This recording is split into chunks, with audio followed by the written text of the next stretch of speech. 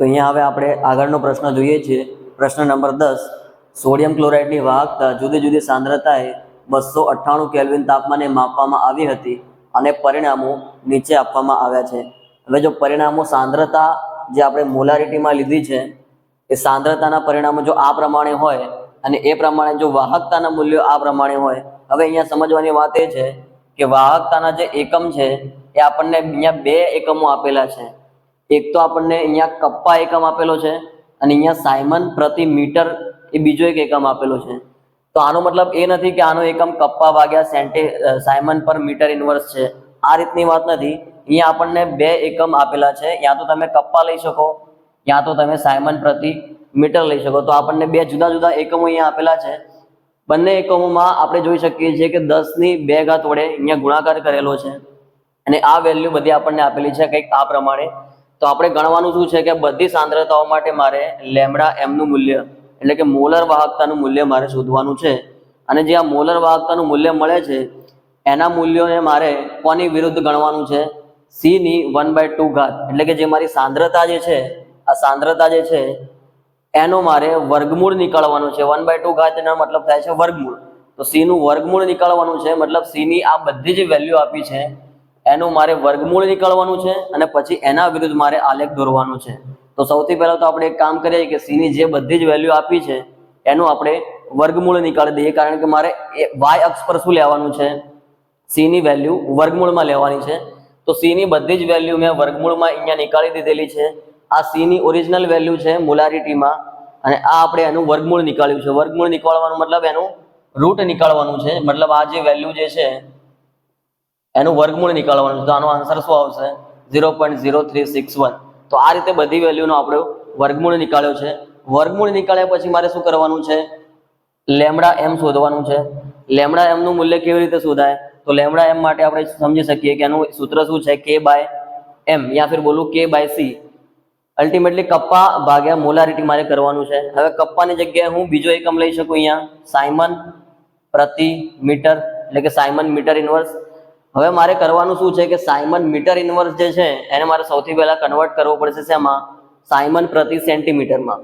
Simon પ્રતિ સેન્ટીમીટરમાં મારે convert કરવો છે, પણ એની પહેલા મારે એક બીજી વસ્તુ કરવાની છે કે આ જે યુનિટમાં આ વધારાની વસ્તુ આપેલી છે 10 ની 2 ઘાત એને મારે નીકાળવી પડશે. ઓરિજિનલ સાયમન પ્રતિ મીટર મારે એકમ લાવવો હોય તો એના માટે મારે શું કરવું જોઈએ? મારે સૌથી પહેલા તો આ 10 ની 2 ઘાત જે વધારાની છે એને નીકાળવી પડશે. તો 10 ની 2 ઘાતને કાઢવા માટે મેં શું કર્યું? 10 ની -2 ઘાત વડે આખા મૂલ્યને ગુણી દીધા છે. એટલે તમે જોઈ શકો છો કે જે બી મૂલ્ય આપેલા છે એના માટે મેં સાયમન પ્રતિ મીટરના વેલ્યુ કઈ લીધી છે? બધી વેલ્યુની પાછળ 10 ની -2 ઘાત લાગેલી છે. 10 ની -2 ઘાત લાગેલી છે. તો એ વેલ્યુ મને શેમાં મળી ગઈ? સાયમન પર મીટરમાં. હવે આ સાયમન પર મીટરની જે વેલ્યુ છે એને મારે શેમાં કન્વર્ટ કરવાની છે? Simon centimetre inverse. શેમાં કન્વર્ટ કરવી છે મારે? સાયમન સેન્ટીમીટર ઇન્વર્સમાં કન્વર્ટ કરવાની છે, મતલબ સાયમન ભાગ્યા સેન્ટીમીટરમાં કન્વર્ટ કરવી છે. હવે સાયમન ભાગ્યા સેન્ટીમીટરમાં કન્વર્ટ કરવું હોય તો મારે શું કરવું પડે? આ જે વેલ્યુ આવી છે મારી બધી, કઈ વેલ્યુ છે મારી પાસે? 1.237 ગુણ્યા 10 ની -2 ઘાત. પહેલી વેલ્યુ મારી પાસે આ છે. તો આ વેલ્યુને અગર હું 10 ની -2 ઘાત વડે ગુણી દઉં તો એ વેલ્યુ મને શેમાં મળશે? સાયમન સેન્ટીમીટર ઇન્વર્સમાં મળશે. સાયમન સેન્ટીમીટર ઇન્વર્સમાં મારે વેલ્યુ મેળવવા માટે શું કરવાનું છે? જે મીટર વાળી વેલ્યુ છે એને 10 ની -2 વડે ગુણી દેવાનું છે. તો એ વસ્તુ મેં કરી તો મને આ મૂલ્યો મળ્યા છે. આ વાહકતાનું મૂલ્ય શેમાં છે? સાયમન સેન્ટીમીટર ઇન્વર્સમાં, એટલે કે સાયમન પ્રતિ સેન્ટીમીટરમાં આ વેલ્યુ મેં બધી લખી દીધેલી છે. કરવાનું શું છે? ખાલી -2 જે છે અને એના ગુણાકારમાં શું લઈ લેવાનું છે? બીજી -2 ઘાત ઉમેરી દેવાની છે. તો અલ્ટિમેટલી શું થઈ જશે? 10 ની -4 ઘાત. તો આ બધી વેલ્યુ જે મળી છે મને એ સાયમન સેન્ટીમીટરમાં મળેલી છે. હવે આપણે મોલારિટીની વાત કરી દઈએ. તો મારી પાસે જે મોલારિટી છે એ મોલારિટી મારે શેમાં લેવાની છે? મોલ પ્રતિ સેન્ટીમીટર ક્યુબમાં લેવાની છે. શેમાં લેવાની છે?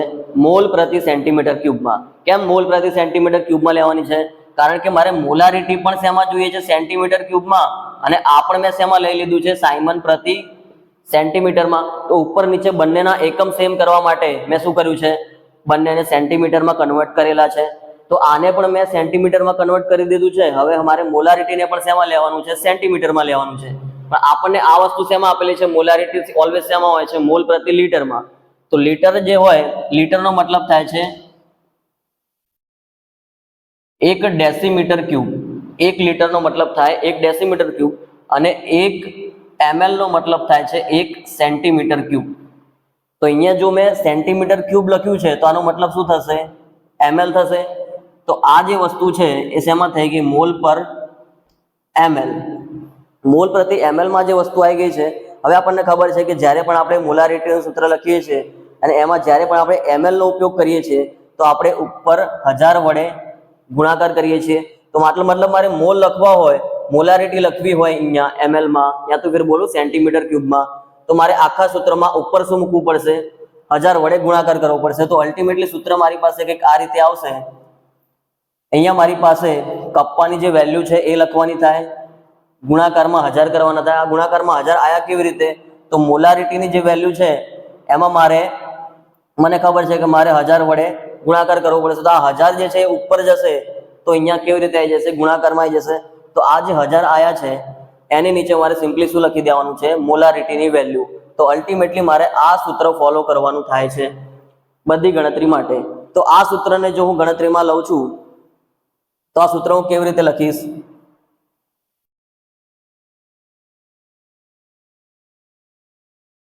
આ સૂત્ર પ્રમાણે હું પહેલા કેસમાં વેલ્યુ મૂકીશ તો લેમ્ડા એમ નું મૂલ્ય મને કેટલું મળશે?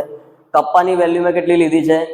1.237 into 10 to the power -4 ગુણાકારમાં 1000 અને 1000 નો મતલબ શું થાય? 10 ની 3 ઘાત. હવે ભાગાકારમાં મારે શું લેવાનું છે? મોલારિટીની વેલ્યુ. મોલારિટીની વેલ્યુ મારે કઈ લેવાની છે? તો આ વેલ્યુ અને આ વેલ્યુમાં પણ મારે શું કરવાનું છે? સિમ્પલી આ વેલ્યુ બધી મારે મૂકી દેવાની છે. તો 1.237 into 10 to the power -4 માટે મોલારિટીની વેલ્યુ કઈ છે? 0.001. તો આ વેલ્યુ મેં લઈ લીધી છે. તો આ વેલ્યુ હું લઈ લઈશ અહીંયા આગળ 0.001 અને આ 0.001 નો મતલબ જ શું થાય છે?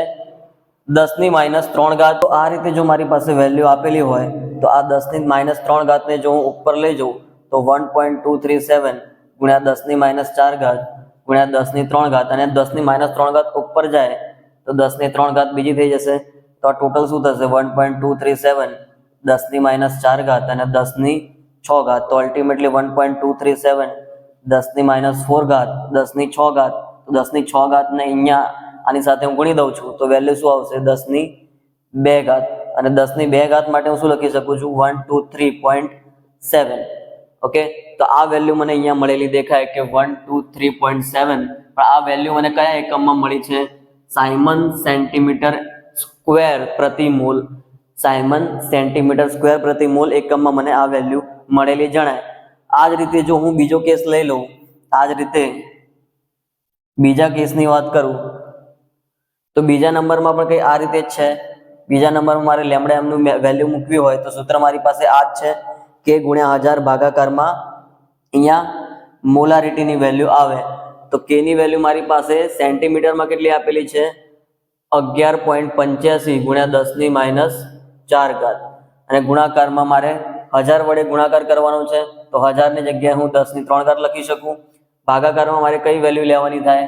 તો આ વેલ્યુ માટે મારે આ વેલ્યુ લેવાની થાય. તો આ વેલ્યુ લઈ લઈએ તો 0.010. આને મારે આ રીતે કેલ્ક્યુલેટ કરવાનું છે. 0.01 ને હું કેવી રીતે લખી શકું? 10 ની -2 ઘાત એ ઉપર જશે તો 11.85 ગુણ્યા 10 ની -4 ઘાત 10 ની 3 ઘાત અને 10 ની 2 ઘાત. તો કેલ્ક્યુલેશન કરીએ છીએ તો જવાબ મને કેટલો મળશે? 118.5. તો આજે આપણે જોઈ શકીએ છીએ કે આન્સર કેટલો મળે છે? 118.5. તો આ રીતે આપણે બધી જ કેલ્ક્યુલેશન કરીશું તો આપણને આ પ્રમાણે બધા જવાબ મળશે. અને આ બધા જવાબને મારે કેવી રીતે ગોઠવવાના છે? આલેખ દોરીને તેમાં લેમ્ડા એમ નું મૂલ્ય શોધવાનું છે. લેમ્ડા નોટ એમ નું મૂલ્ય શોધવાનું છે. આ લેમ્ડા એમ નોટ નું મૂલ્ય શું થાય? લિમિટિંગ મોલર કંડક્ટિવિટી, મતલબ સીમિત મોલર વાહકતા. મારે સીમિત મોલર વાહકતા શોધવાની છે. તો સીમિત મોલર વાહકતા શોધવા માટે મારે શું કરવું પડશે? આલેખ દોરવો પડશે. આલેખ કોનો દોરવો પડશે? તો આલેખ આપણને કીધું છે કે મારે લેમડા એમ વિરુદ્ધ સાંદ્રતાનો એકમ જે છે એનો મારે આલેખ દોરવો પડશે. એનો આલેખ આપણે કંઈક આ પ્રમાણે દોરીએ તો આપણને કંઈક એનું મૂલ્ય આ રીતે મળશે. લેમડા નોટ ઓફ એમ એટલે કે સીમિત મોલર વાહકતાનું મૂલ્ય આપણને કંઈક આ રીતે અહીંયા મળશે. ઓકે, તો હવે આપણે આગળનો પ્રશ્ન જોઈએ છીએ. પ્રશ્ન નંબર 11, 0.00241 મોલર એસિટિક એસિડની વાહકતા 7.896 × 10⁻5 સાયમન પ્રતિ સેન્ટીમીટર છે, તો તેની મોલર વાહકતા ગણો.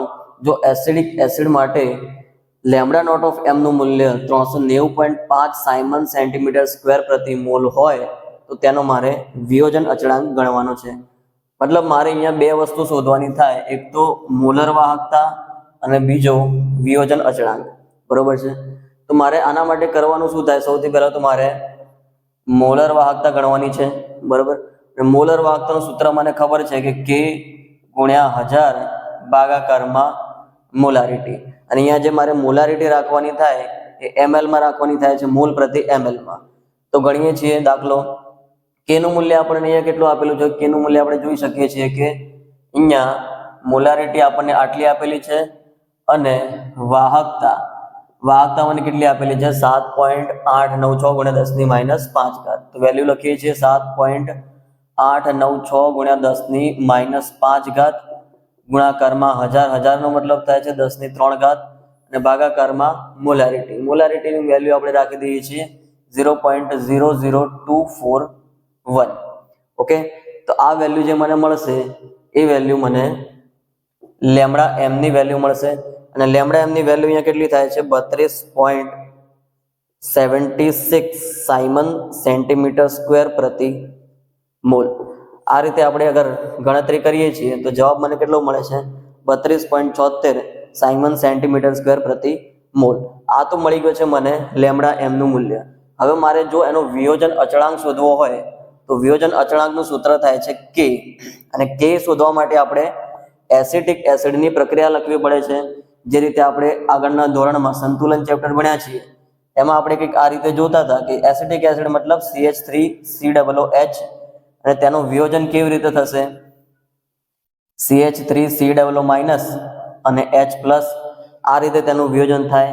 આ રીતે જો એનું વિયોજન થતું હોય તો આપણે અહીંયા કેવી રીતે લેતા હતા કે ભાઈ અહીંયા આપણે C ને કોમન લઈને 1 - આલ્ફા લેતા હતા અને અહીંયા C આલ્ફા આ રીતે કરતા હતા. અને એમાં પણ આપણે K નું સૂત્ર શોધતી વખતે આનો સરવાળો કરતા હતા અને ભાગાકારમાં આ લઈ લેતા હતા. તો C alpha plus C alpha આ બંનેનો સરવાળો ભાગાકારમાં આ વસ્તુ 1 - આલ્ફા આટલી વસ્તુ થાય. અહીંયાથી આપણે C ને ઉડાવી શકીએ. તો K ની વેલ્યુ જે મને મળશે તો K ની વેલ્યુ શોધવા માટે મારે શું કરવું પડે? એક તો C છે મારી પાસે તો C મેં લખી દીધો, બાકી આલ્ફા પ્લસ આલ્ફા તો આલ્ફાનો સ્ક્વેર અને ભાગાકારમાં 1 - આલ્ફા. તો આ થઈ જાય મારી પાસે K નું સૂત્ર. મતલબ મારે જો વિયોજન અચળાંક એટલે કે K શોધવો હોય તો મારી પાસે શેનું મૂલ્ય હોવું જોઈએ? તો મારી પાસે આલ્ફાનું મૂલ્ય હોવું જોઈએ. બાકી C એટલે સાંદ્રતા અને એનું મૂલ્ય તો મને ખબર છે. તો મારી પાસે બીજું કયું મૂલ્ય હોવું જોઈએ? આલ્ફાની વેલ્યુ મારી પાસે હોવી જોઈએ. તો આલ્ફાની વેલ્યુ કેવી રીતે શોધી શકાય? તો આલ્ફાનું એક સૂત્ર છે. આલ્ફાનું સૂત્ર આપણે કંઈક આ રીતે લખી શકીએ કે આલ્ફા બરાબર લેમડા એમ ભાગ્યા lambda nought of M. Lambda M ભાગ્યા લેમડા નોટ ઓફ એમ. હવે આ રીતે જો હું સૂત્ર મૂકું છું તો અહીંયા મારી પાસે લેમડાનું મૂલ્ય કેટલું છે? લેમડા એમ નું મૂલ્ય છે 32.76. તો 32.76 ભાગાકારમાં લેમડા નોટ ઓફ એમ. અને લેમડા નોટ ઓફ એમ નું મૂલ્ય મને આપેલું છે 390.5. તો 390.5 હું અહીંયા વેલ્યુ મૂકી દઈશ. હવે જો હું અહીંયા ગણતરી કરું છું તો ગણતરી કરતા મને જવાબ કેટલો મળશે? અહીંયા 8.39 અને 10⁻². તો 8.39 × 10⁻² મને અહીંયા આન્સર મળ્યો છે. તો એ આન્સર હું અહીંયા મૂકી દઈશ. તો C તો મારી પાસે કેટલો છે? C ની વેલ્યુ મને આપેલી છે અહીંયા મોલારિટી 0.00241. આ રીતે વેલ્યુ આપેલી છે. આલ્ફાનો સ્ક્વેર કરવાનો થાય મારે. આલ્ફાનો સ્ક્વેર મતલબ આ વેલ્યુનો સ્ક્વેર કરવાનો થાય. તો 8.39 × 10⁻². અને આનો સ્ક્વેર ભાગાકારમાં કરવાનું થાય મારે 1 - આલ્ફા. તો 1 - 8.39 × 10⁻². આ વેલ્યુને હું કંઈક આ રીતે મૂકું છું તો મને ફાઇનલ આન્સર જે મળશે શું મળશે 1.86 into 10 to the power minus 5.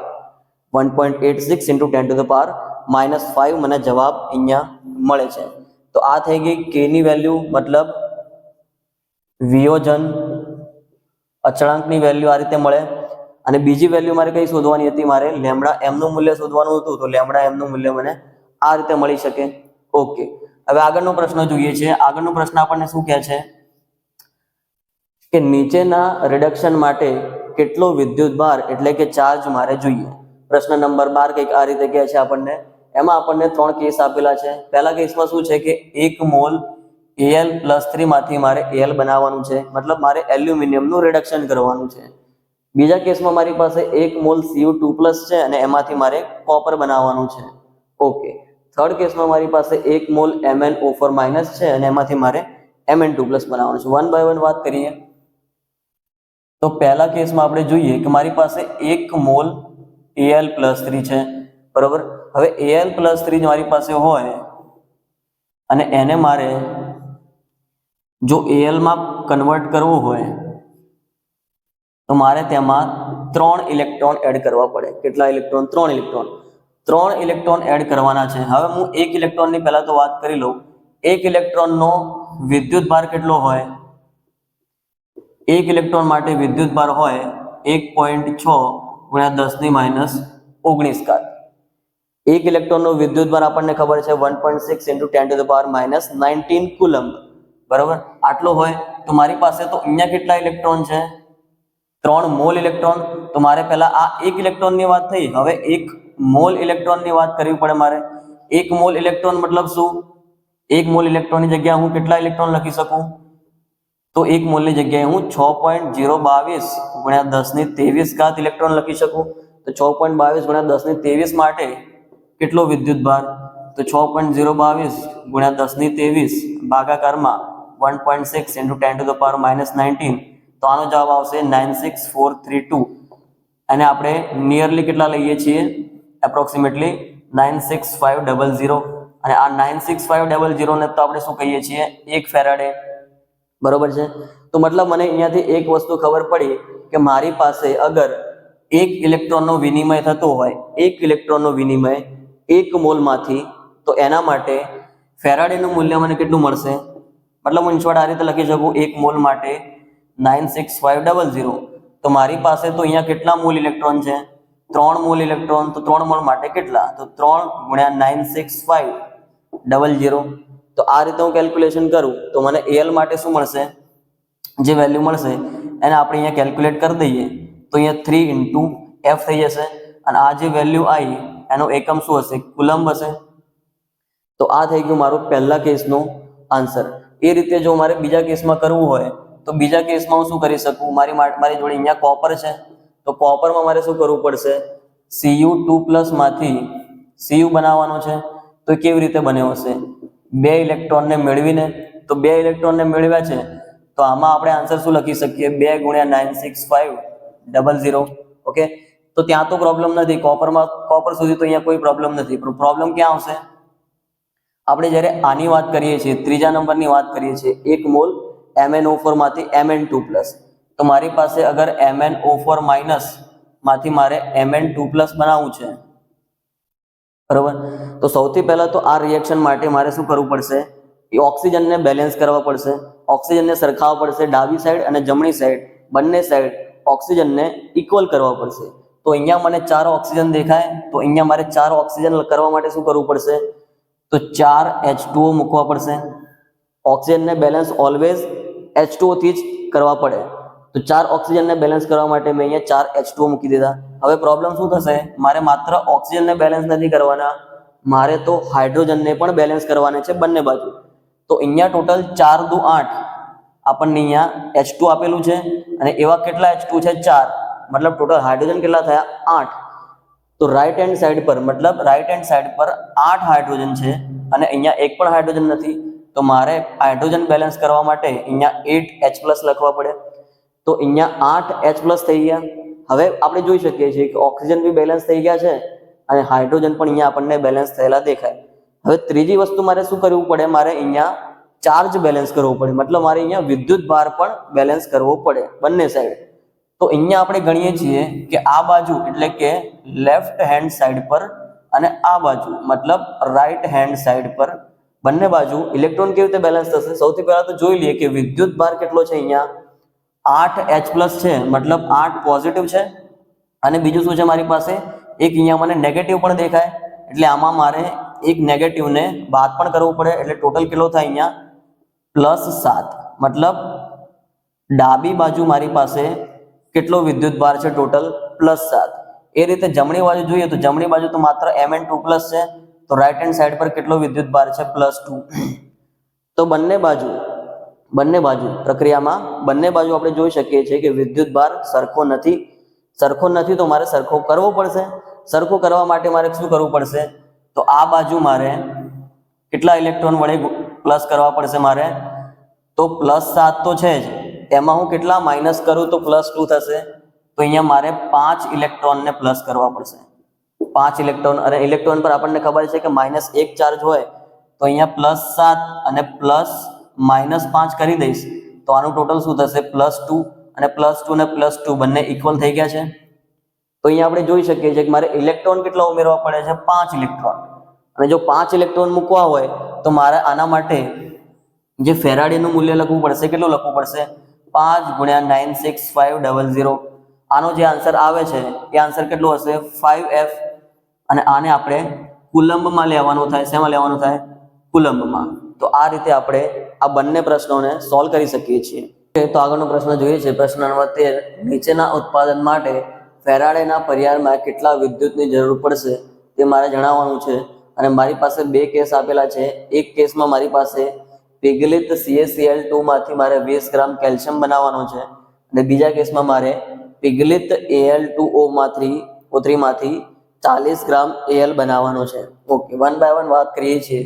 અગર મારી પાસે CaCl2 હોય તો CaCl2 નું વિદ્યુત વિભાજન કરીશું તો મને Ca2+ અને 2Cl- આ રીતે મળશે. કેટલા કેલ્શિયમ મળે છે મને, 1 કેલ્શિયમ +2 મળે છે.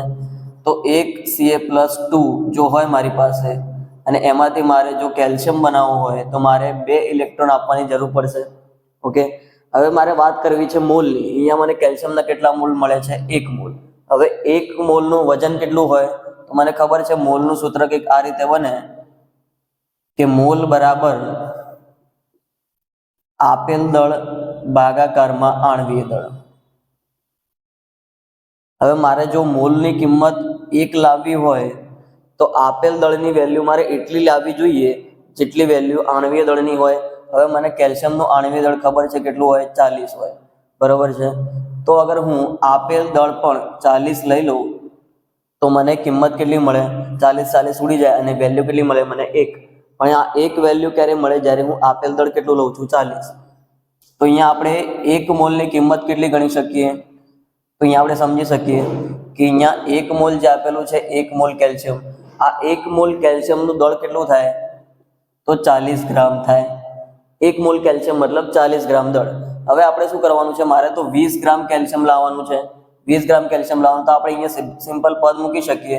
અહીંયા 2 ઇલેક્ટ્રોનથી 40 ગ્રામ કેલ્શિયમ મળે છે. સમજી લઈએ આપણે. 2 ઇલેક્ટ્રોન મતલબ આપણે સિમ્પલી 2 ફેરાડે કહી શકીએ.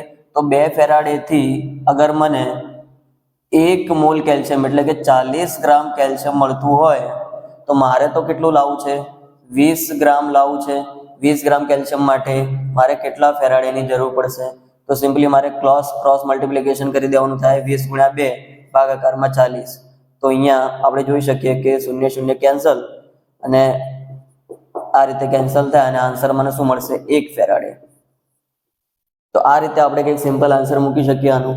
એ રીતે જો હું વાત કરું Al2O3 ની, તો Al2O3 નું વિભાજન કેવી રીતે થશે, Al2O3 માટે તો 2Al+3 અને 3O2-. આ કંઈક આ રીતે ડિસોસિએટ થાય, આ રીતે એનું વિભાજન થઈ શકે. તો આપણે જોઈ શકીએ કે અહીંયા મને કેટલા Al+3 મળે છે, 2 Al+3, બરોબર. તો 2 Al+3 નો કોઈ મતલબ નથી, મને મળે છે શું, એનાથી મતલબ છે. તો મને Al+3 મળે છે. તો Al+3 ને જો મારે Al માં કન્વર્ટ કરવા હોય તો મારે 3 ઇલેક્ટ્રોન આપવાની જરૂર પડશે. કારણ કે આની ઉપર એલ જે છે આની ઉપર +3 વિદ્યુત ભાર હતો, તો એ જો 3 ઇલેક્ટ્રોન મેળવશે તો એ એલ બનાવશે. હવે એલ નું મારે 1 મોલ નું દળ શોધવું હોય તો 1 મોલ નું દળ કેટલું થાય એ આપણને ખબર છે કે એના આણ્વિય દળ કેટલું થાય. તો એલ્યુમિનિયમ નું આણ્વિય દળ કેટલું થાય આપણને ખબર છે કે 27 હોય. તો સિમ્પલ આપણે અહીંયા સૂત્ર શું મૂકી શકીએ કે 3 ફેરાડે માંથી મને 27 ગ્રામ એલ મળે છે. 3 ફેરાડે શું કામ? કારણ કે આપણે અહીંયા 3 ઇલેક્ટ્રોન મૂક્યા છે, તો જેટલા ઇલેક્ટ્રોન હોય એટલા ફેરાડે થાય એ આપણને ખબર છે. તો 3 ફેરાડે થી 27 ગ્રામ એલ મળે છે. તો મારે તો કેટલું લાવવું છે? 40 ગ્રામ એલ લાવવું છે. તો 40 ગ્રામ એલ માટે મારે કેટલા ફેરાડેની જરૂર પડશે? તો સિમ્પલ મારે 40 ગુણ્યા 3 ભાગાકારમાં 27 આ રીતે પદ મૂકીએ તો મને કંઈક અહીંયા જવાબ કેટલો મળશે? 4.44 ફેરાડે મને અહીંયા જવાબ મળશે. ઓકે, આગળ વાત કરીએ છીએ. આગળનો પ્રશ્ન નંબર 14. નીચેના ઉત્પાદન માટે ઓક્સિડેશન પર્યાયમાં કેટલા વિદ્યુતની જરૂર પડશે એ મારે શોધવાનું છે. પહેલો કેસ મને આપેલો છે કે મારે 1 મોલ H2O માંથી O2 બનાવવાનો છે. હવે H2O માંથી O2 બનાવવાનો હોય તો એ પ્રક્રિયા મારે કેવી રીતે લખવી જોઈએ? એક આ રીતે H2O માંથી O2 બને છે. પણ આ પ્રક્રિયા જે છે રાસાયણિક પ્રક્રિયા એ આપણને ખબર છે કે અહીંયા સંતુલનમાં નથી. સંતુલનમાં કેમ નથી? કારણ કે મારે અહીંયા દેખી શકીએ છીએ કે આપણે અહીંયા 1 ઓક્સિજન છે, અહીંયા 2 ઓક્સિજન છે. તો મારે સૌથી પહેલા શું કરવું જોઈએ? ઓક્સિજનને સંતુલિત કરવા જોઈએ. તો ઓક્સિજનને સંતુલિત કરવા માટે અહીંયા મારે 2 મૂકવા જોઈએ. તો અહીંયા આપણે જોઈ શકીએ કે 2 ઓક્સિજન થઈ ગયા અને અહીંયા પણ 2 ઓક્સિજન છે. પણ પ્રોબ્લેમ શું આવશે કે અહીંયા હાઇડ્રોજન 4 થઈ ગયા છે અને ઓલી સાઈડ આપણે જોઈ શકીએ છીએ કે કોઈ પણ હાઇડ્રોજન નથી. તો મારે ઓક્સિજનની સાથે સાથે હાઇડ્રોજનને પણ અહીંયા સંતુલિત કરવાના હોય તો અહીંયા હું 4H+ લખી શકું. હવે આપણે જોઈ શકીએ કે અહીંયા પણ 4 હાઇડ્રોજન, ત્યાં પણ 4 હાઇડ્રોજન.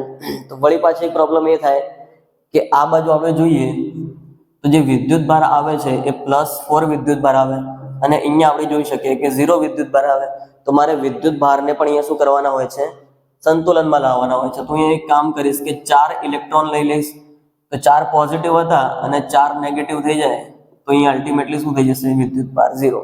પણ ક્યારે થાય? જ્યારે હું 4 ઇલેક્ટ્રોન જમણી સાઈડ મૂકું, મતલબ નિપજ સાઈડ મૂકું છું, તો આ પ્રક્રિયા પૂર્ણ રીતે લખી શકાશે. હવે આ રીતે જો પ્રક્રિયા થતી હોય તો આપણે સિમ્પલ વસ્તુ શું લખી શકીએ કે મારે 2 મોલ H2O મેળવવા હોય તો એના માટે મારે 4 ફેરાડેની જરૂર પડે. 4 ઇલેક્ટ્રોન મતલબ આપણે સમજી શકીએ ને, 4 ઇલેક્ટ્રોન મતલબ શું? 4 ફેરાડે. તો 2 મોલ H2O મેળવવા માટે 4 ફેરાડેની જરૂર છે. તો મારે 1 મોલ, મારે તો શું જોઈએ છે? 1 મોલ H2O.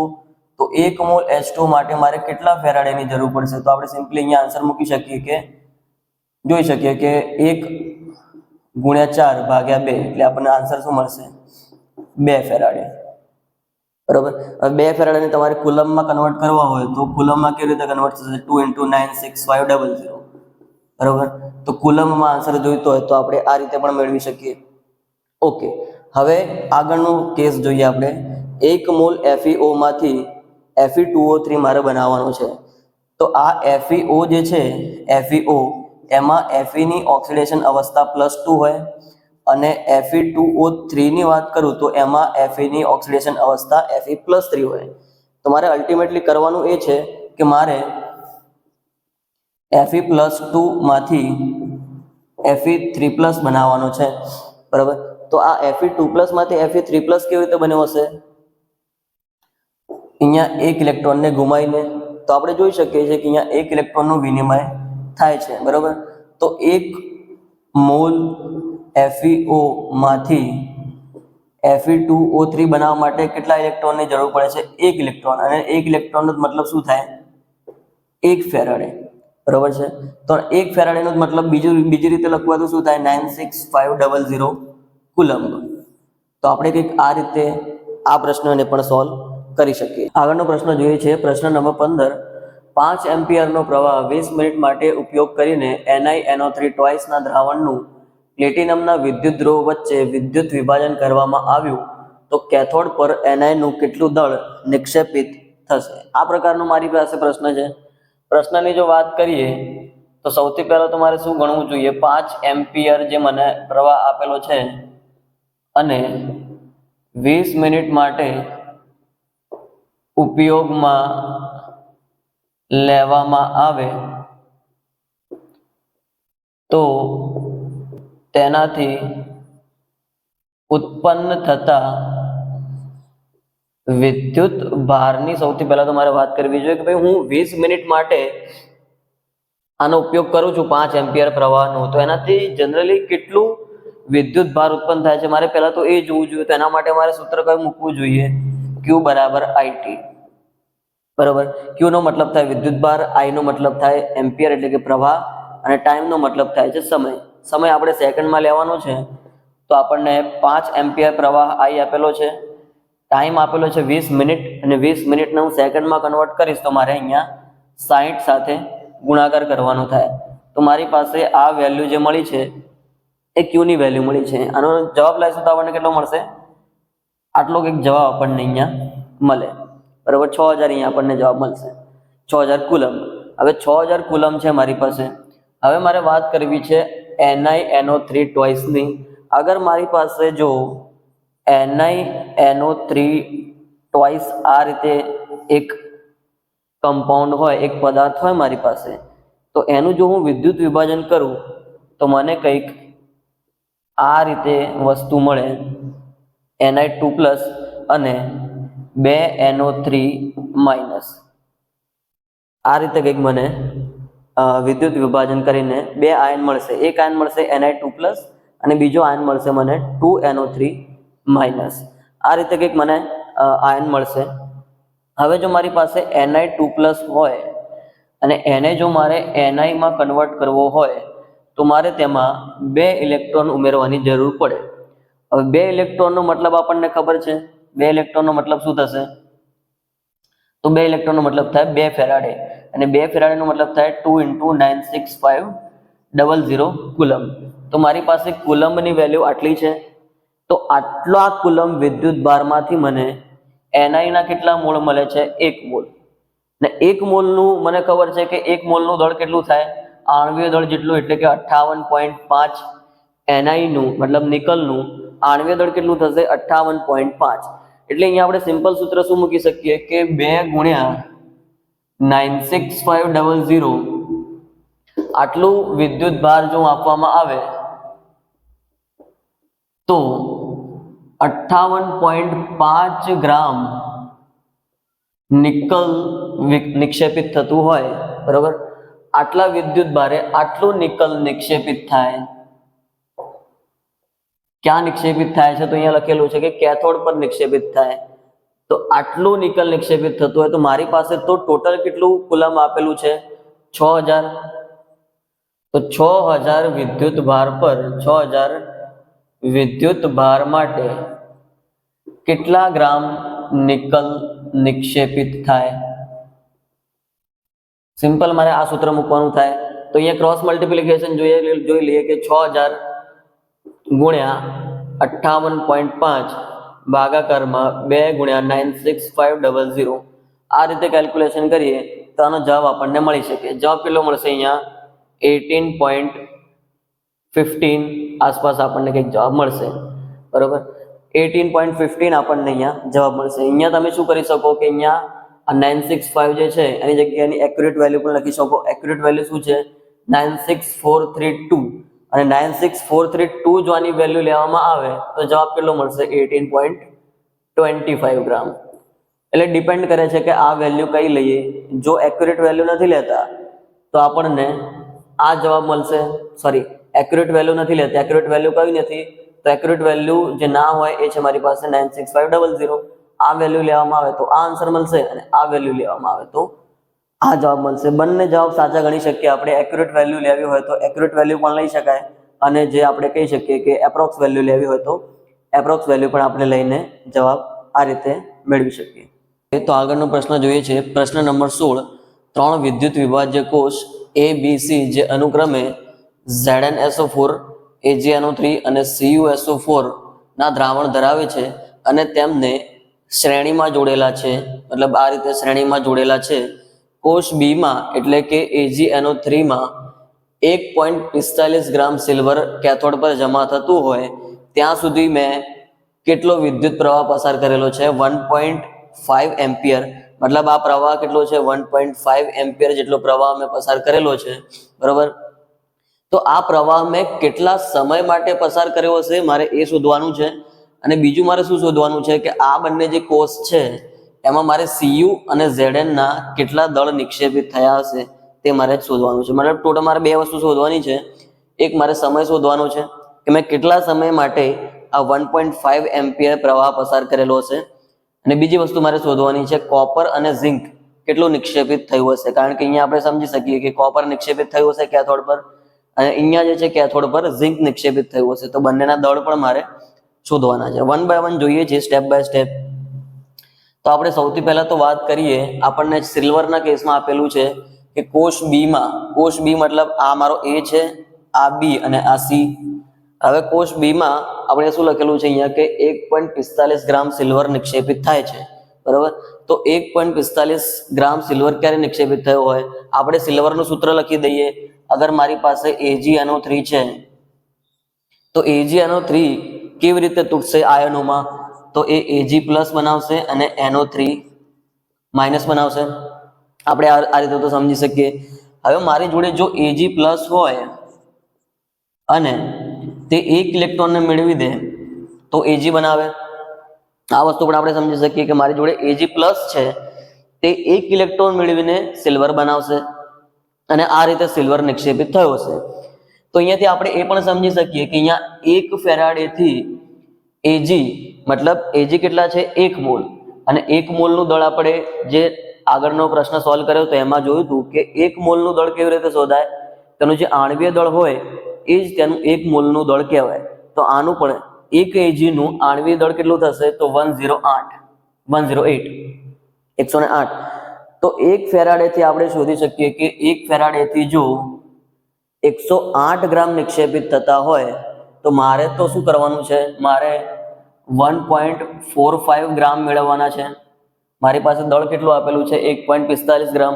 તો 1.45 ગ્રામ મેળવવા માટે મારે કેટલા અહીંયા કુલમ શોધવા હોય તો શું કરી દેવું પડે, 1 ફેરાડેને મારે કુલમમાં કન્વર્ટ કરવા હોય, વિદ્યુત ભારમાં કન્વર્ટ કરવા હોય તો 96500 લખી શકું. તો 96500 એટલે કે 1 ફેરાડેથી 108 મળે.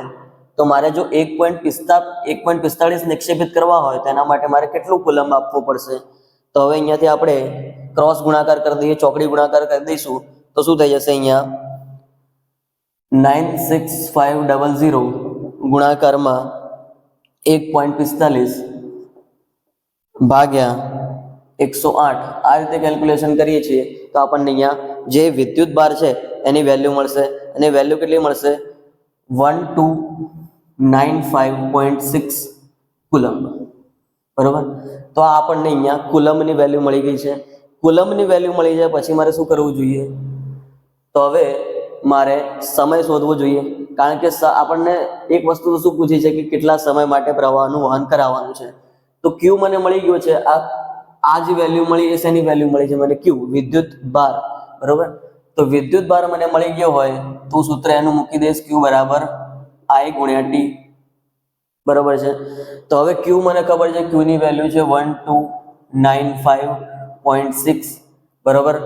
I મને આપેલો છે, I કેટલો આપેલો છે મને 1.5 એમ્પિયર, તો અહીંયા હું 1.5 લખી દઈશ. બાકી T મારે શોધવાનું છે તો T મારે હું એને કરતા બનાવી દઈશ. તો T જે છે એની વેલ્યુ અગર હું કાઉન્ટ કરીશ તો શું થશે, 1295.6 ભાગાકારમાં 1.5. હવે આની કેલ્ક્યુલેશન કરશું આપણને આન્સર કેટલો મળશે, લગભગ 863 સેકન્ડ જેટલો. પોઈન્ટમાં જવાબ આવશે પણ આપણે સેકન્ડ લેવી છે તો 863 સેકન્ડ આપણે અહીંયા કન્સિડર કરી શકીએ, બરોબર. હવે આટલી વેલ્યુ મને મળી ગઈ છે. હવે મારે શું કરવાનું છે, આ વસ્તુ મેં ફાઇન્ડ કરી લીધી કે કેટલા સમય માટે મારે પ્રવાહનું વહન કરવું પડશે. બીજી વસ્તુ મારે શોધવાનું છે કે કોપર અને ઝિંકના કેટલા દળ નિક્ષેપિત થાય છે. તો એના માટે આપણે ફેરાડેનું બીજા નિયમ પ્રમાણેનું સૂત્ર લખવું પડશે. ફેરાડેના બીજા નિયમ પ્રમાણે આપણે સૂત્ર શું લખતા હતા કે W બરાબર Q into E divide by 96500, બરોબર. જ્યાં E શું છે, E આપણને ખબર હોવી જોઈએ કે આ તુલ્ય ભાર છે, બરોબર. અને તુલ્ય ભાર શોધવાનું સૂત્ર શું થાય, તો E બરાબર આપણે લખી શકીએ કે જ્યાં E બરાબર શું થાય, તો મોલર દળ, પણ અહીંયા મોલર દળ નહીં આવે, અહીંયા તો આણ્વીય દળ આવશે. આણ્વીય દળ ભાગ્યા એન, એન ફેક્ટર, બરોબર. તો આણ્વીય દળ ભાગ્યા એન, આ એન શું હોય છે? તો વિનિમય પામતા ઇલેક્ટ્રોનની સંખ્યા, બરોબર. તો આ રીતે આપણે E ની વેલ્યુ શોધી શકીએ અને E ની વેલ્યુ આપણે અહીંયા મૂકી શકીએ. જ્યાં E શું છે? તુલ્યભાર છે. તુલ્યભાર કેવી રીતે શોધાય? તો આણ્વીય દળ ભાગ્યા એન. હવે આપણે 1 by 1 કેસની વાત કરીએ છીએ. તો પહેલો કેસ હું લઉં છું ZnSO4 માટે. ચલો ZnSO4 માટે જોઈએ છીએ. તો ZnSO4 માં શેનું નિક્ષેપણ શેનું થશે? ઝિંકનું થશે. પણ કેવી રીતે થયું હશે? તો Zn2+ 2 ઇલેક્ટ્રોન મેળવીને ઝિંક બનાવશે. આપણે સમજી શકીએ ને, ZnSO4 માં ZnSO4 ડિસોસિએટ કેવી રીતે થશે, તેનું વિયોજન કેવી રીતે થશે ZnSO4 નું? તો Zn2+ અને SO4 -2. તો અલ્ટિમેટલી મારી પાસે શું આવે છે? Zn+2. હવે Zn+2 માંથી મારે જો Zn બનાવવો હોય તો કેવી રીતે બનશે? Zn2+ 2 ઇલેક્ટ્રોનને મેળવીને ઝિંક બનાવશે. ઓકે, તો આપણે અહીંયા સમજી શકીએ કે અહીંયા વિનિમય કેટલા ઇલેક્ટ્રોનનો થાય છે? 2 ઇલેક્ટ્રોનનો. તો મને n ખબર પડી ગઈ છે, કેટલું છે? n ની વેલ્યુ મને ખબર પડી ગઈ 2 થાય. બાકી ઝિંકનું મને આણ્વીય દળ ખબર છે, કેટલું હોય? 65.3. તો આપણે બધી જ વેલ્યુ મૂકી દઈએ છીએ. W મારે શોધવાનું છે. તો Q, તો Q ની વેલ્યુ તો બધા માટે કોમન થશે, 1295.6, બરોબર. હવે Q ગુણાકારમાં E, E નો મતલબ થાય આણ્વીય દળ ભાગ્યા n. તો n તો અલ્ટિમેટલી નીચે જ જતો રહેશે. તો આણ્વીય દળનું કેટલું છે? 65.3. ઝિંકનું આણ્વીય દળ કેટલું થાય? 65.3. ઓકે, હવે એનો ભાગાકાર કરીએ છીએ આપણે n ફેક્ટરથી. તો n મતલબ શું છે? વિનિમય પામતા ઇલેક્ટ્રોન. વિનિમય પામતા ઇલેક્ટ્રોન છે 2 અને 96500. કેલ્ક્યુલેશન કરીશું, જવાબ કેટલો મળશે આપણને? 0.438 ગ્રામ. તો આપણને આ ઝિંકનું દળ અહીંયા આ રીતે મળે. તે રીતે મારે કોપરનું દળ શોધવું હોય, કોપરનું દળ મારે શોધવું હોય તો CuSO4 લેવું પડશે. અને CuSO4 આપણને ખબર છે કે કેવી રીતે એના આયનો કેવી રીતે છૂટા પડશે. તો Cu2+ અને SO4 -2 આ રીતે છૂટા પડે. હવે મારી પાસે આવ્યું શું? અહીંયા પણ Cu2+. તો Cu2+ પણ શું કરશે? 2 ઇલેક્ટ્રોનને મેળવશે અને કોપર બનાવશે, બરોબર. તો અહીંયા પણ વિનિમય પામતા ઇલેક્ટ્રોનની સંખ્યા તો કેટલી છે? 2 છે. તો આપણે ફરીથી આ જ સૂત્ર મૂકી દઈએ કે W બરાબર QE ભાગાકારમાં 96500. Q ની વેલ્યુ બધા માટે કોમન રહેશે. કઈ વેલ્યુ છે? 1295.6, બરોબર. અને આ છે તમારો તુલ્ય ભાર. અને તુલ્ય ભાર માટે આપણે શું કરીએ છીએ? આણ્વીય દળ ભાગાકારમાં n. તો આણ્વીય દળ કોપર માટે કેટલું થાય? તો 63.5, બરોબર. ભાગાકારમાં n. તો n ની વેલ્યુ તો અહીંયા 2 જ છે, 96500. અહીંયા આપણે જો કેલ્ક્યુલેશન કરીએ તો જવાબ કેટલો મળશે? 0.426 ગ્રામ આપણને અહીંયા આન્સર મળે. તો આપણે કંઈક આ રીતે કેલ્ક્યુલેટ કરીને આન્સર મેળવી શકીએ. આપણે હવે આગળનો પ્રશ્ન જોઈએ છીએ. પ્રશ્ન નંબર 17. કોષ્ટક 2.1 માં આપેલ પ્રમાણિત વિદ્યુત ધ્રુવ પોટેન્શિયલનો ઉપયોગ કરીને અનુમાન કરો કે નીચેના પ્રક્રિયા થશે કે નહીં. મતલબ મારે અનુમાન કરવાનું છે કે આ પ્રમાણે જો મને એક કોષ આપેલો હોય જેમાં એક બાજુ મારી પાસે Fe છે અને બીજી બાજુ મારી પાસે આયોડિન છે, તો શું આ બંને વચ્ચે પ્રક્રિયા થશે કે નહીં થાય એ મારે નક્કી કરવાનું છે, બરોબર. જોઈએ છીએ. સૌથી પહેલા તો આપણને આપ્યું છે કોષ્ટક 2.1. કોષ્ટક 2.1 માં આપણને શું આપેલું છે કે પ્રમાણિત રિડક્શન પોટેન્શિયલના મૂલ્યો. તો Fe માટે પ્રમાણિત રિડક્શન પોટેન્શિયલના મૂલ્ય આ રીતે છે, આયોડિન માટે આ રીતે છે, કોપર માટે આ મૂલ્ય છે, Ag માટે આ રીતે, બ્રોમિન માટે, Fe માટે, Ag માટે બધા મૂલ્યો મેં અહીંયા નીચે પહેલેથી લખીને રાખ્યા છે. હવે વાત એ છે કે અગર આપણે ઉષ્માગતિશાસ્ત્ર ચેપ્ટરમાં આ વસ્તુ જોયેલી છે કે ડેલ્ટા જી નોટ એટલે કે ગિબ મુક્ત ઉર્જા, બરાબર. ગિબ્સ મુક્ત ઉર્જાનું મૂલ્ય જો નેગેટિવ હોય, બરાબર, એટલે કે ગિબ્સ મુક્ત ઉર્જાનું મૂલ્ય ઋણ હોય, માઇનસ હોય, તો કોઈ પણ પ્રક્રિયા કેવી થાય? ફિઝિબલ થાય. મતલબ કોઈ પણ પ્રક્રિયા સરળતાથી થઈ શકે, બરોબર. અને આ ડેલ્ટા જી નોટનું મૂલ્ય નેગેટિવ ક્યારે હોય, તો ડેલ્ટા જી નોટનું એક સૂત્ર છે -NF E nought cell, -NF E nought cell. હવે -NF E નોટ સેલ આ આગળ સૂત્ર હોય અને આ સૂત્ર પ્રમાણે જો આ તો આગળ મારે n તો કેવો લેવાનો છે, માઇનસ લેવાનો છે, બાકી f ની વેલ્યુ બી ફિક્સ છે. હવે જો હું E નોટ સેલની વેલ્યુ જો હું નેગેટિવ લઈ લઉં છું તો આ આખી પદ કેવું થઈ જશે, મારું પોઝિટિવ થઈ જાય, બરોબર, ધન થઈ જશે.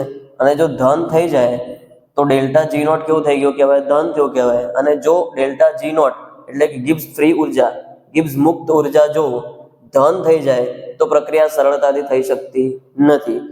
આ ડેલ્ટા જી નોટનું મૂલ્ય એટલે કે ગિબ્સ મુક્ત ઉર્જાનું મૂલ્ય કેવું હોવું જોઈએ, હંમેશા ઋણ હોવું જોઈએ. તો ઋણ ક્યારે આવશે, તો -NF ની જગ્યાએ હું -NF ની પાસે જો હું +E નોટ સેલ મૂકી દઉં છું, +E નોટ સેલ, બરોબર. તો અહીંયા પ્લસ માઇનસ શું થઈ જશે, અલ્ટિમેટલી માઇનસ થઈ જશે. અને એટલા માટે ડેલ્ટા જી નોટનું મૂલ્ય ઋણ આવશે. અને એટલા માટે જો ડેલ્ટા જી નોટનું મૂલ્ય ઋણ આવે તો જ પ્રક્રિયા સરળતાથી થઈ શકે છે, બરાબર છે. તો આપણે ખાલી જોવાનું એટલું છે કે મારે બધી જ પ્રક્રિયાઓ માટે E નોટ સેલ નીકાળવાનો છે, બરાબર, પ્રમાણિત વિદ્યુત ધ્રુવ પોટેન્શિયલ નીકાળવાનો છે બધા જ કોષ માટે. અને આપણે નક્કી કરવાનું છે કે કયા કેસમાં આપણને E નોટ સેલનું મૂલ્ય ઋણ મળે છે, બરોબર.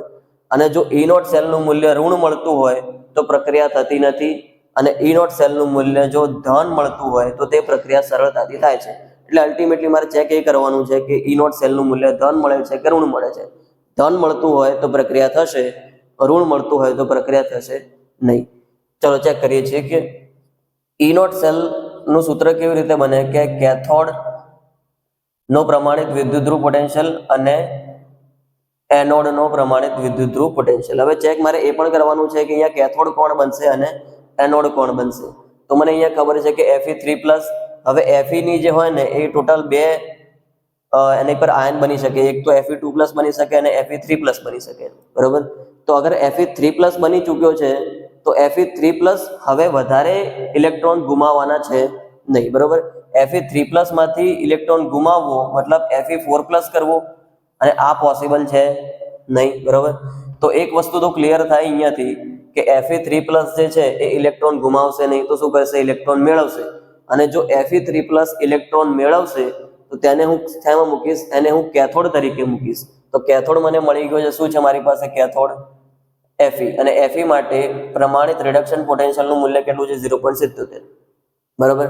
તો આ અગર કેથોડ બની જાય છે તો આ શું બનશે, એનોડ બનશે. અને એનોડ માટે મૂલ્ય કેટલું આપેલું છે, 0.54. તો આનું અગર આપણે કેલ્ક્યુલેશન કરીશું તો આપણને આન્સર મળશે 0.23.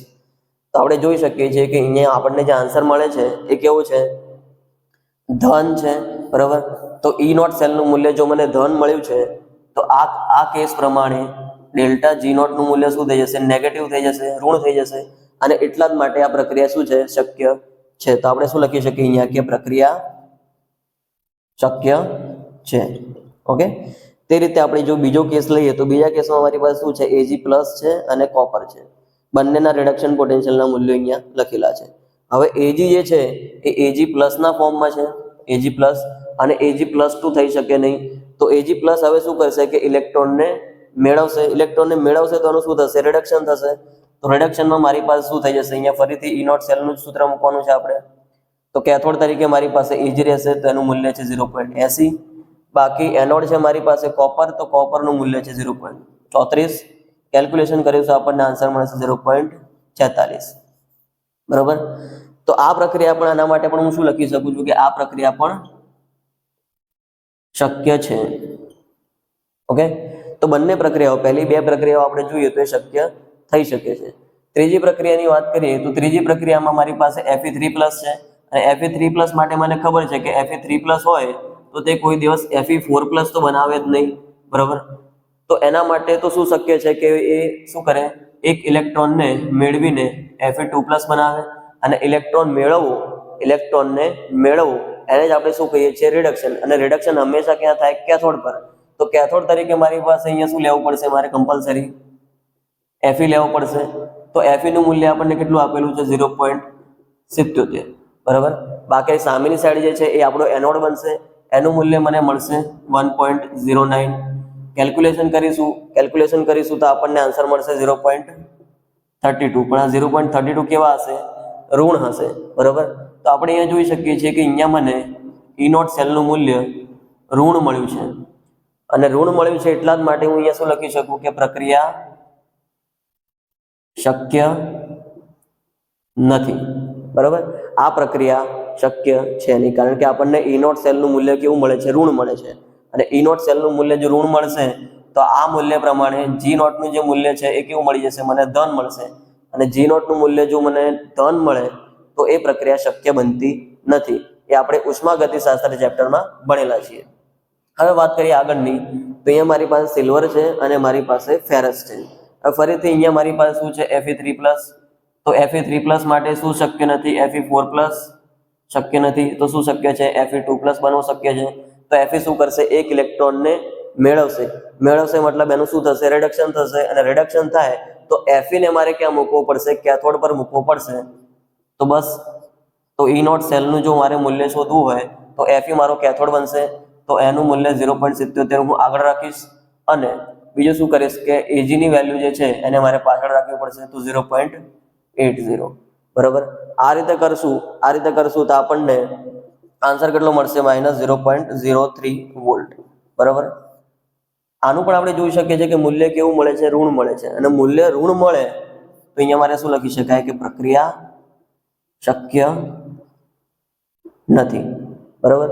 તો આ બંને પ્રક્રિયાઓ જે છે એના માટે E0 સેલનું મૂલ્ય ઋણ મળતું હોવાથી તે બંને પ્રક્રિયાઓ શક્ય છે નહીં. હવે અહીંયા વાત કરીએ Fe2+ આપેલો છે આપણને અહીંયા, અને Fe2+ આપેલું છે તો એ Fe3+ માં જશે, કારણ કે Fe ના બે આયન બની શકે, એક Fe2+ અને એક Fe3+. Fe2+ મને આપેલો છે તો Fe3+ શક્ય બને. અને Fe2+ માંથી Fe3+ ક્યારે બનશે? જ્યારે એક ઇલેક્ટ્રોનને ગુમાવવામાં આવે ત્યારે. એક ઇલેક્ટ્રોનને શું કરવામાં આવે? ગુમાવવામાં આવે. અને એક ઇલેક્ટ્રોનને જો ગુમાવવામાં આવે, અહીંયા શું કરતું તો ઇલેક્ટ્રોન મેળવતું હતું. Fe3+ એક ઇલેક્ટ્રોનને મેળવીને Fe2+ બનાવે છે, પણ અહીંયા મારી પાસે Fe2+ છે જે એક ઇલેક્ટ્રોનને ગુમાવશે. અને જ્યારે ઇલેક્ટ્રોનને ગુમાવવામાં આવે ત્યારે એને તો શું કહેવાય છે? ઓક્સિડેશન. અને ઓક્સિડેશન હંમેશા થાય એનોડ પર. તો આ વસ્તુ જે છે મારી Fe વાળી, એ હવે મારું શું બનશે? એનોડ બનશે, બરોબર. એને મારે પાછળ રાખવું પડશે, તો આ એનોડ બનશે. તો મારો Br જે છે એ શું બનશે? કેથોડ બનશે. કેથોડને મારે આગળ રાખવું પડશે. તો E0 સેલનું મૂલ્ય શું થાય? અહીંયા 1.09 માઇનસ 0.77. કેલ્ક્યુલેશન કરીશું, આન્સર કેટલો મળશે? 0.32. તો આના માટે લખી શકીએ કે પ્રક્રિયા શક્ય છે, બરાબર. તો આ રીતે E0 ની કેલ્ક્યુલેશન કરીને જો એનું મૂલ્ય E0 સેલનું મૂલ્ય જો ઋણ મળતું હોય તો એના માટે આપણે સમજી શકીએ કે પ્રક્રિયા શક્ય નથી. અને જો એનું મૂલ્ય ધન મળતું હોય તો આપણે એ રીતે કહી શકીએ કે પ્રક્રિયા શક્ય છે.